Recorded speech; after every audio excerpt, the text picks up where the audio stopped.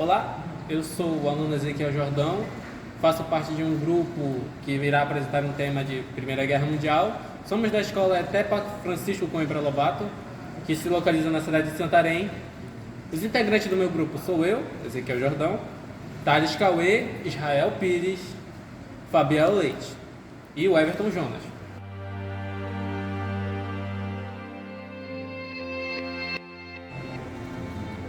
O ano era 1918, final da Primeira Guerra Mundial. Os países da Tríplice Entente vencem triunfantemente os países da Tríplice Aliança. A Alemanha, sendo o último país a sair nessa guerra, passava por grandes crises econômicas, sociais, sanitárias, na área da saúde, etc. O povo, já saturado dessas crises, começou a fazer uma revolução. E essa revolução ficou conhecida como Revolução Alemã, que resultou na República de Weimar. Proclamação da República, obviamente, e na extinção do Império Alemão, resultando também na dissolução da sua ditadura, ocasionando assim o fim da Primeira Guerra Mundial no Tratado de Versalhes, assinado por Friedrich Ebert, líder presidente da Alemanha naquele tempo. Friedrich Ebert, presidente da Alemanha naquele tempo, assina o Tratado de Versalhes, que praticamente tirava da posse da Alemanha todos os territórios anexados na Primeira Guerra Mundial, fazia com que a Alemanha não produzisse mais armas, munições para a guerra, e que também não poderia ter no exército acima de 100 mil soldados, e entre outros artigos, porque o Tratado de Versalhes, tem mais de 400 artigos, então não dá para citar todos aqui nesse vídeo. Após assinado o Tratado de Versalhes, a Alemanha passou por uma grande crise econômica, porque ela também tinha que pagar todos os juros e prejuízos da Primeira Guerra, ocasionando a responsabilidade de todo o prejuízo da guerra, que realmente era uma dívida enorme que praticamente era impossível da economia alemã se restabelecer. Friedrich Ebert já até tinha vários planos para reestruturar a Alemanha, porque ele era chanceler antes da República, ele era chanceler, então ele já tinha até um certo domínio de como governa, de como se coordena o país. Então ele tinha planos, mas planos esses que praticamente não poderiam ser executados por motivos óbvios. A Alemanha estava quebrada, o povo estava passando fome, necessidades, então não tinha como esses planos terem o seu total, nem total, mas praticamente eles não saíram do papel. O povo alemão, vendo essa situação, praticamente viu em Friedrich Ebert como um líder fraco. Então as pessoas daquela cidade promoveram partidos que contrariassem a República daquele tempo, como o Partido Comunista Alemão, liderado por Rosa Luxemburgo, e o Partido dos Trabalhadores Alemães, liderado por Anton Drexler.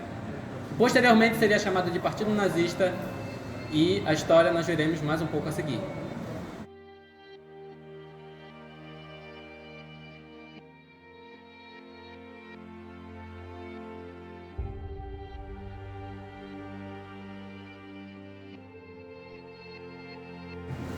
Após Hitler entrar no partido, Drex pede para que ele crie uma bandeira, que é a que se conhece atualmente. Após isso, Drex muda o nome do partido, de Partido Trabalhista dos Alemães para Partido Nacional Socialista dos Trabalhadores Alemães. Após isso, em 1921, o Partido Trabalhista Alemão, que agora mudou para Nacional Socialista dos Trabalhadores Alemães, eles querem se unir com os socialistas, um outro partido, só que Hitler se opõe. Em 1923, Hitler e seus companheiros e mais 3 mil pessoas que o apoiaram estavam em um bar e decidiram fazer um golpe militar, o famoso Putsch da cervejaria.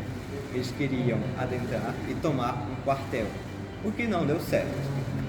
3 dias após, Hitler continuou fugindo e 3 dias após esse golpe, tentativa de golpe que deu errado, ele é preso. Na cadeia, cogita o suicídio. Vocês devem estar pensando, mas por que não suicidou? Porque ele achou que teria uma chance. Como assim chance? Ele seria condenado por traição, ou seja, ele literalmente seria dito como um inimigo do Estado. E essa seria a chance perfeita para ele se opuser completamente à política atual. Ou seja, o acusado seria o acusador. E deu certo. Ele falou, discursou e toda a população, inclusive o juiz, caiu na ladainha deste inteligentíssimo. Eu falo inteligente porque sim, ele é inteligente, apesar de tudo que ele fez. Não podemos dizer que Hitler era burro. Pois é, após isso, o juiz decide dar a pena mínima de 5 anos de prisão. Logo depois de completar 1 ano de prisão, ele consegue a liberdade, podemos dizer, provisória. Fica lá, sai da casa e vive no campo agora. E a popularidade dele diminui, não só porque ele saiu da política, mas também a economia do país deu uma estabilizada. Entre 1925 e 1929, a economia alemã, podemos dizer que teve um aumento, ou seja, ficou mais equilibrada. Então, para aumentar a sua popularidade e após aprender com seu golpe militar fracassado, ele percebeu que não queria que todos vissem ele como um ditador, se tornando, queriam que ele visse como uma pessoa mais respeitável. Então ele começou a posar com trajes mais bonitos ao lado de cachorros e crianças. Bom, o partido nazista tinha sido banido, mas Hitler foi lá e pediu. Então o partido nazista foi desbanido. E então Hitler começou tudo de novo. E com a queda da Bolsa de Valores, a Grande Depressão em 1929, ele viu a chance dele. Ele começou a falar, discursar sobre a política atual e foi ganhando cada vez ainda mais força da população, grande popularidade. E a população ainda queria que o Tratado de Versalhes fosse cancelado, ou seja, eles não queriam mais pagar nada. Hitler e seu partido usaram isso ainda para aumentar ainda mais a sua popularidade. Ou seja, tudo que era possível eles usavam. E em 1930 chegou a novas eleições do parlamento. Nessas eleições, o partido nazista ganhou muitos cargos e muitas cadeiras. E em 1932, Hitler concorreu a presidente, só que perdeu. Então o presidente atual seria Hindenburg. Após a vitória de Hindenburg, vários políticos influentes pediram para que ele fizesse de Hitler o novo chanceler. E mesmo relutante, Hindenburg aceitou e fez de Hitler o novo chanceler. E em 1930 houve um incêndio no parlamento. Muitos dizem que foi comunista e outros dizem que foi nazistas. Mas, como não podemos provar exatamente, mesmo assim a população tinha medo dos comunistas de chegarem ao poder e Hitler aproveitou isso. Hitler começou a querer caçar os comunistas e seus opressores. Então pediu para que Hindenburg destruísse, ou seja, acabasse com vários direitos civis. Começou a ir atrás de todos os comunistas e colocá-los em campos de concentração. E foi criando mais massacres.